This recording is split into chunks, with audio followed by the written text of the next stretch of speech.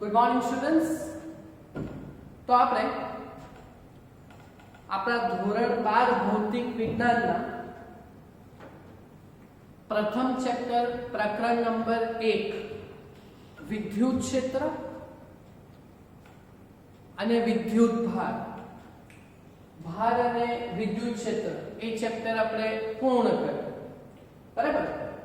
હવે આપણે chapter number 2 ઉપર જઈ રહ્યા છે. તો ચેપ્ટર નંબર 1 માં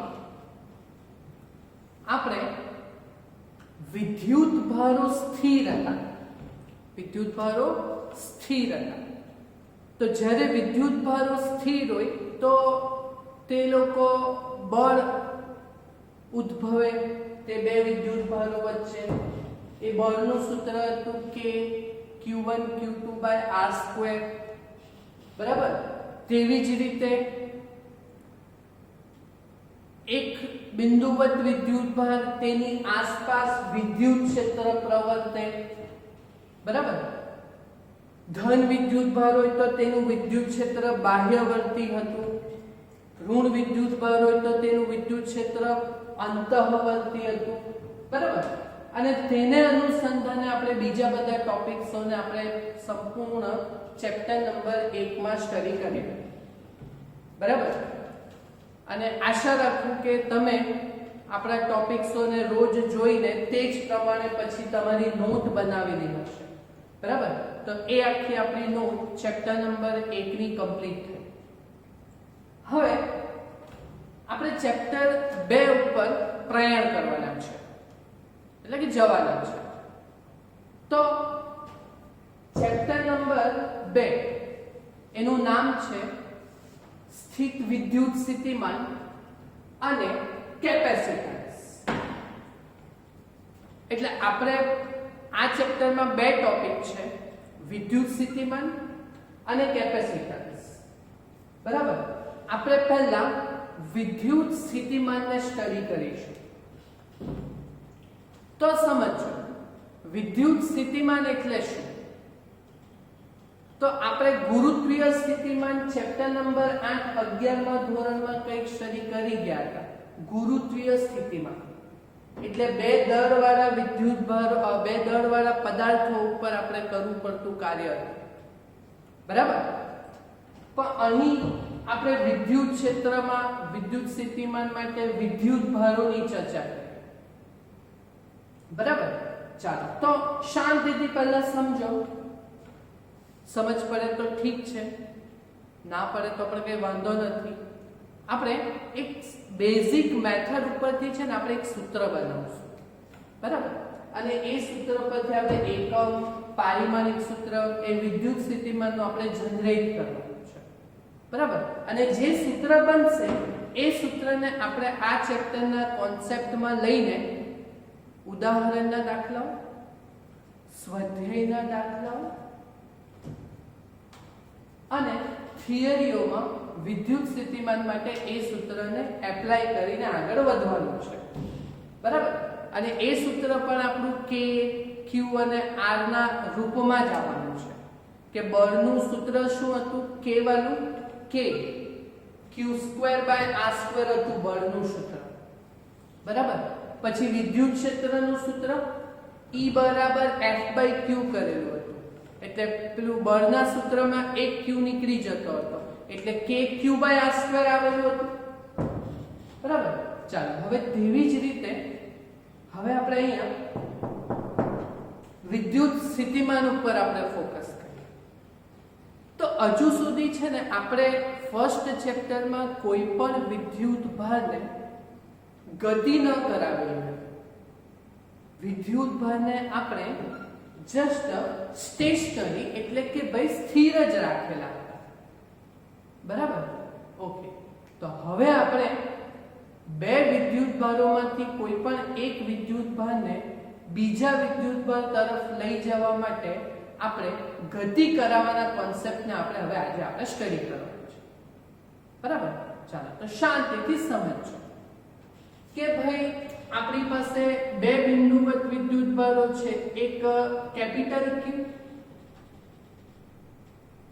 અને બીજો સ્મોલ દેખાય છે હા હવે આ બે વચ્ચેનું ધારો કે અંતર r જેટલું છે આ બે વિદ્યુતભારો છે કેપિટલ Q બરાબર અને એક બીજો કયો છે સ્મોલ q અને આ બે વિદ્યુતભારો એકબીજાથી કેટલા અંતરે છે સ્મોલ r અંતરે છે બરાબર તો આ બે વિદ્યુતભારો વચ્ચે ઉદ્ભવતું જો બળનું સૂત્ર મારે મેન્શન કરવાનું હોય તો બળનું સૂત્ર શું બને F બરાબર k અચ્છા k ની જગ્યાએ આપણે 1/4πε0 પણ લેતા છે બરાબર ચેપ્ટર નંબર 1 માં બધું આપણે સ્ટડી કરેલું છે કે પછી q1 q2 એટલે કેપિટલ Q સ્મોલ q ના છેદમાં અંતરનો વર્ગ એટલે r2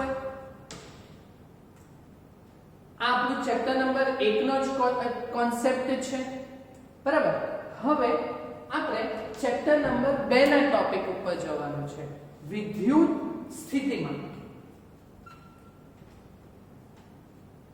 તો હવે આપણે વિદ્યુત સ્થિતિમાન માટે આપણે વિદ્યુતભારને શું કરાવવાની છે ગતિ વિદ્યુતભારને શું કરાવવાની છે ગતિ એટલે આ બેમાંથી કોઈ પણ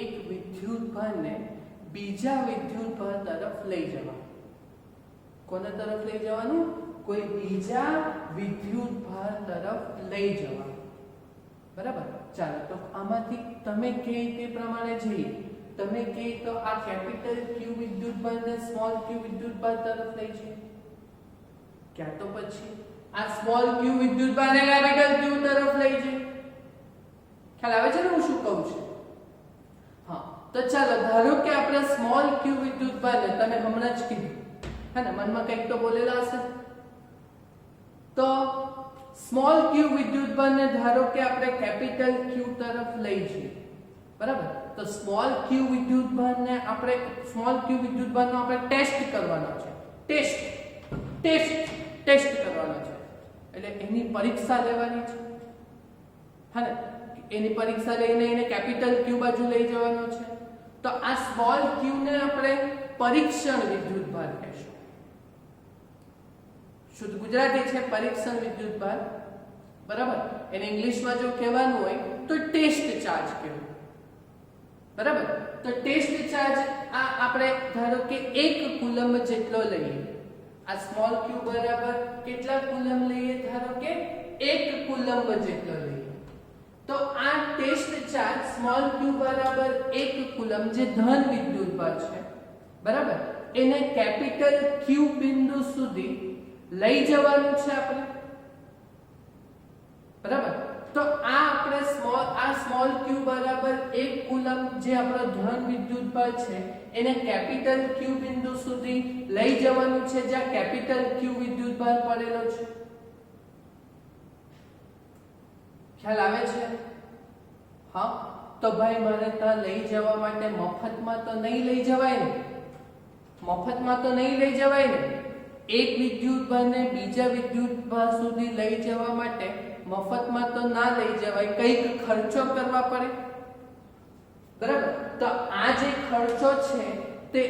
ખર્ચો છે તે કાર્ય કહેવાય કાર્ય 11મા ધોરણમાં મેં તમને કાર્ય ઊર્જા પાવર સમજાવેલું હતું તેમાં ખર્ચો એટલે હું તમને કાર્યના સંદર્ભમાં સમજાવતો હતો ઓકે તો આ જે કાર્ય કર્યું તે કોના ઉપર કર્યું આ એકમ વિદ્યુતભાર ઉપર કર્યું બરાબર તો આ એકમ વિદ્યુતભાર ઉપર જે આપણે કાર્ય કરવા પડે ને આ જે એકમ વિદ્યુતભાર ઉપર જે આપણે કાર્ય કરવા પડે ને પરીક્ષણ વિદ્યુતભાર ઉપર આ કાર્યને શું કહેવાય વિદ્યુત સ્થિતિમાન આ કાર્યને શું કહેવાય વિદ્યુત સ્થિતિમાન ખાલી ટોપિક સમજો બરાબર એટલે મારે વિદ્યુત સ્થિતિમાનને વ્યાખ્યાયિત કરવાનું હોય તો શું કરી શકાય કે ભાઈ કોઈ એકમ ધન વિદ્યુતભાર છે હે ને એને કોઈ બીજા વિદ્યુતભાર સુધી લઈ જવા માટે કે કોઈ બિંદુ સુધી લઈ જવા માટે કાર્ય કરવા પડે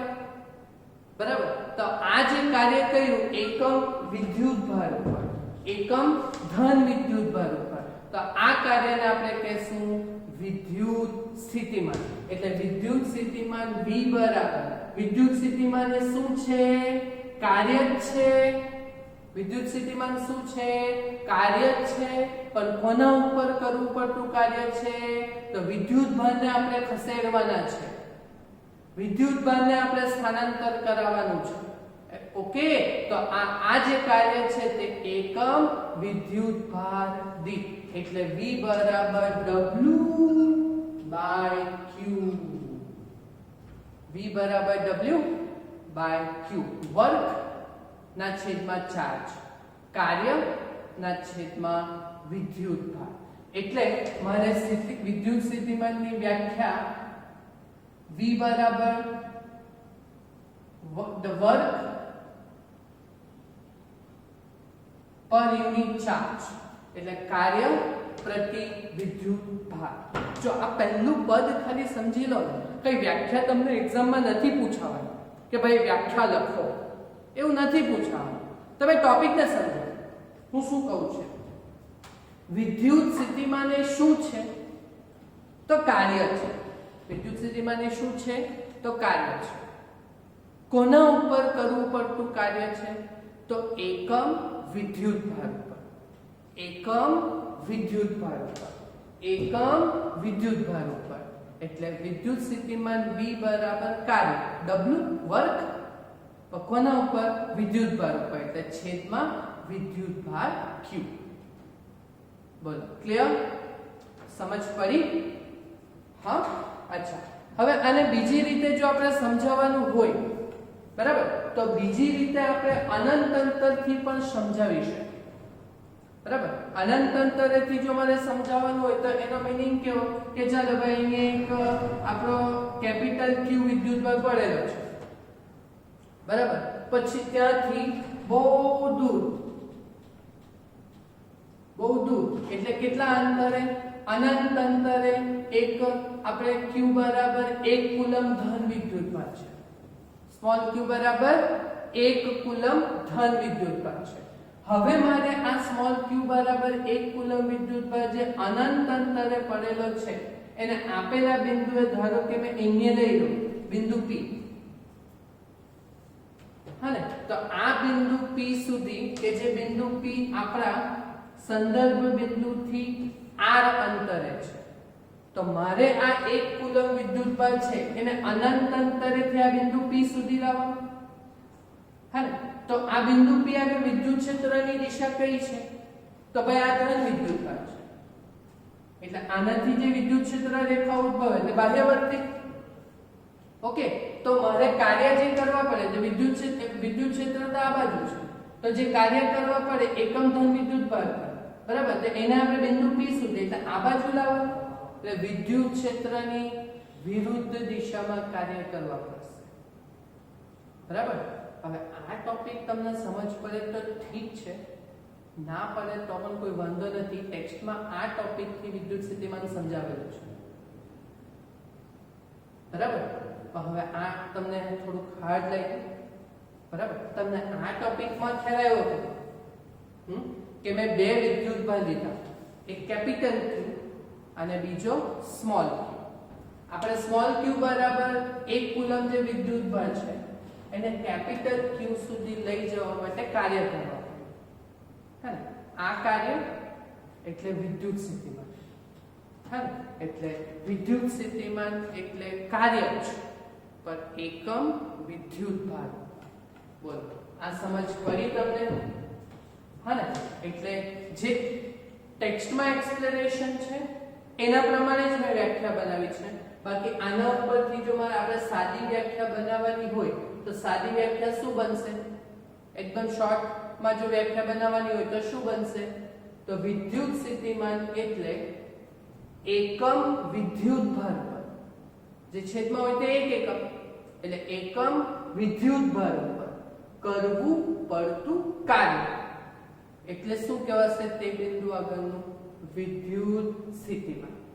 બરાબર. અને એકોર્ડિંગ ટુ ધ ટેક્સ્ટ આપણે જો જોઈએ તો થોડીક લાંબી અનંત અંતરથી વાર્તા છે, બરાબર, કે અનંત અંતરે પડેલો આપણો એકમ ધન વિદ્યુત ભાર છે, બરાબર, તેને આપેલા બિંદુ સુધી લઈ જવા માટે, આપેલા બિંદુ સુધી લઈ જવા માટે, બરાબર, જે વિદ્યુત ક્ષેત્રની વિરુદ્ધ જે કાર્ય કરવા પડે, આ કાર્યને આપણે શું કીધેલું છે? વિદ્યુત સ્થિતિમાન. ખ્યાલ આવ્યો? બરાબર. છેલ્લે કઈ ના સમજ પડે તો આ વસ્તુ તમને આવડવી જોઈએ. ઓકે, ચાલો. હવે વિદ્યુત સ્થિતિમાન એ કઈ રાશિ? તો ભાઈ રાશિ બે પ્રકારની હોય છે, એક સદિશ અને બીજી અદિશ. અચ્છા, સદિશ રાશિ એટલે એવી રાશિ કે જેને દિશા અને મૂલ્ય બંને હોય. બરાબર. હવે 11મા ધોરણમાં તમે ભણી ગયા કે કાર્ય એ કઈ રાશિ છે? કાર્ય, ઊર્જા અને પાવર અદિશ રાશિ છે. 11મા ધોરણમાં સમજી ગયા છે ને આ તમે? હા, ઓકે. તો કાર્ય એ અદિશ રાશિ છે ને આ વિદ્યુત સ્થિતિમાન એ શું છે? કાર્ય જે છે એકમ વિદ્યુત ભાર ઉપર, એટલે વિદ્યુત સ્થિતિમાન એ કઈ રાશિ પડવાની? અદિશ રાશિ. બરાબર. ચાલો, હવે એકમ. અચ્છા, તો એકમ બનાવવાનો હોય તો એના સૂત્ર ઉપરથી બનશે. કાર્ય, કાર્યનો એકમ જૂલ, કેપિટલ છે, અને છેદમાં વિદ્યુતભાર, વિદ્યુતભારનો એકમ કુલમ, એટલે જૂલ પ્રતિ કુલમ. બરાબર. પણ આપણે આ ચેપ્ટરમાં આ વિદ્યુત સ્થિતિમાન, બરાબર, એને શોધવા માટે વિદ્યુત સ્થિતિમાન બે બે બે બિંદુઓ વચ્ચે વિદ્યુત સ્થિતિમાન શોધવા માટે આવું સૌપ્રથમ સૂકો કોષ બનાવવા વાળો એક સાયન્ટિસ્ટ હતો, વોલ્ટા. બરાબર. તો એ વોલ્ટા નામના વૈજ્ઞાનિકની યાદમાં જેણે સૂકો કોષ સૌપ્રથમ બનાવેલો હતો, તે વોલ્ટા નામના વૈજ્ઞાનિકની યાદમાં આ વિદ્યુત સ્થિતિમાન, એને આપણે ઇંગ્લિશમાં કહેતા છે પોટેન્શિયલ ડિફરન્સ, એટલે આપણે એને વોલ્ટેજ તરીકે પણ વ્યાખ્યાયિત કરી શકીએ. એટલે વિદ્યુત સ્થિતિમાનનો એકમ આપણે જ્યારે દાખલાઓ ગણશું ત્યારે એનો એકમ લખશું વોલ્ટ, VOLT, વોલ્ટ ગુજરાતીમાં. અને આપણે તો આખું તો લખતા નથી કોઈ દિવસ, બરાબર. તો જેવી રીતે ન્યૂટન માટે કેપિટલ N, જૂલ માટે કેપિટલ J, તેવી રીતે વોલ્ટ માટે આપણે કેપિટલ V યુઝ કરશું. બરાબર. એટલે આપણને જ્યારે રકમમાં ધારો કે એમ કે ભાઈ 10 વોલ્ટ આપેલા છે તો 10 કેપિટલ V એમ આપેલું હશે. ઓકે, ચાલો. હવે MCQ માટે આપણે વિદ્યુત સ્થિતિમાનનું પારિમાણિક સૂત્ર, બરાબર. તો હવે એ તો આપણું 11મું ધોરણ જેટલું પાકું હોય તે પ્રમાણે આપણું ટોપિકને આગળ વધશે. બરાબર. તો આપણે વિદ્યુત સ્થિતિમાન એક કાર્ય પર વિદ્યુતભાર, તો કાર્ય એટલે જૂલ, જૂલનું પારિમાણિક સૂત્ર 122, એટલે mLT 122. બરાબર. આમાં છેલ્લું 2 માઈનસ, તો આપણે સ્ટડી કરી ગયા છે ને 11મા ધોરણમાં. ઓકે, તો m1 l2 t - 2 એ જૂલનું પારિમાણિક સૂત્ર. અને કુલમ્બનું આપણે ફર્સ્ટ ચેપ્ટરમાં પહેલા દિવસે સ્ટડી કરેલું હતું.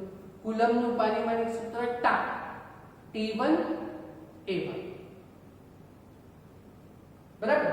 ઓકે, તો હવે આપણે આનું જો મિક્સ કરીએ અને જો બરાબર વ્યાખ્યાયિત કરીએ, સાદું રૂપ આપીએ તો શું બનશે? પારિમાણિક સૂત્ર m1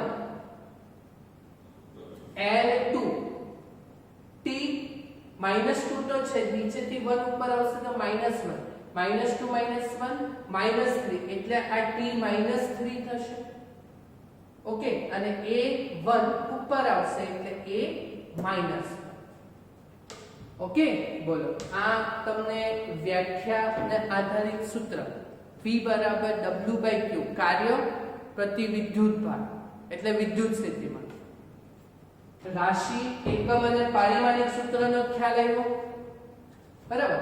ચાલો, હવે આપણે પ્રોબ્લેમ સોલ્વ જે કરવાના છે વિદ્યુત સ્થિતિમાન શોધવા માટે, બરાબર. તો એના માટે તો આપણે સૂત્ર જોઈએ. બરાબર. તો ચાલો, સમીકરણ સૂત્ર મેળવવા માટેની એક સીધી સિમ્પલ રીત છે.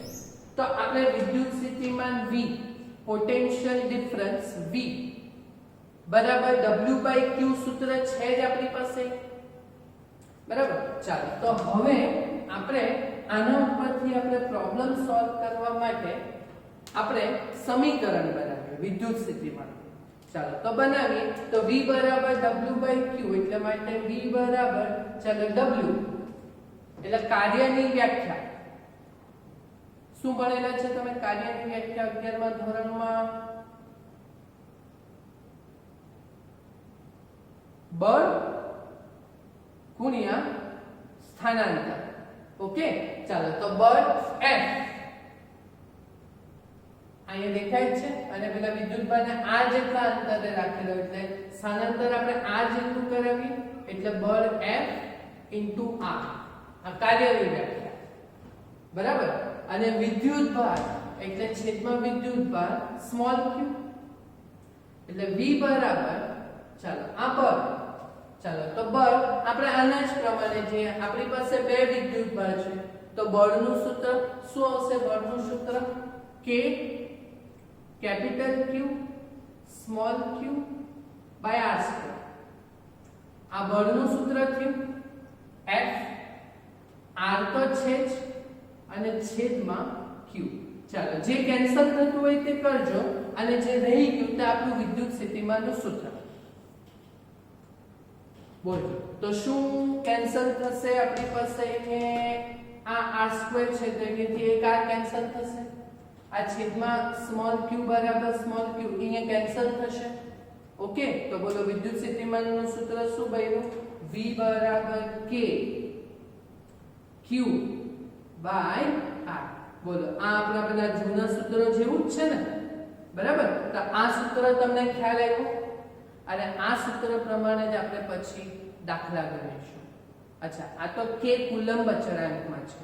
આપણે એપ્સિલોન 0 શૂન્ય અવકાશની પરમિટિવિટી, બરાબર. તો એના પ્રમાણે જો પરાવૈદ્યુતાંક પરમિટિવિટી, બરાબર, તો એના પ્રમાણે જો લખવાનું હોય તો વિદ્યુત સ્થિતિમાનનું સૂત્ર V બરાબર K ની જગ્યાએ શું લખાશે? 1/4 પાઈ એપ્સિલોન 0 અને Q બાય r. આ પણ સૂત્ર તમારું કહી શકાય વિદ્યુત સ્થિતિમાન. બોલો આટલો ટોપિક તમને ખ્યાલ આવ્યો? વિદ્યુત સ્થિતિમાનમાં તમને ખબર પડી? અને વિદ્યુત સ્થિતિમાન કાર્ય જ છે એકમ વિદ્યુતભાર દીઠ એટલે W/Q અને એના સાદું રૂપ ઉપરથી આપણે વિદ્યુત સ્થિતિમાનનું સૂત્ર બનાવેલું છે, બરાબર. જેના ઉપરથી આપણે નેક્સ્ટ ટાઈમ ઉદાહરણ, સ્વાધ્યાય અને થિયરીઓને એમાં એપ્લિકેશનમાં મૂકીને બધું સોલ્વ કરીશું. ઓકે, તો તમારે નોટમાં આટલું લખી દેવાનું રહેશે, બરાબર. આ તો સમજણ માટે છે, આનું કંઈ કામ નથી. આટલું લખી દેવાનું છે. Okay, thank you.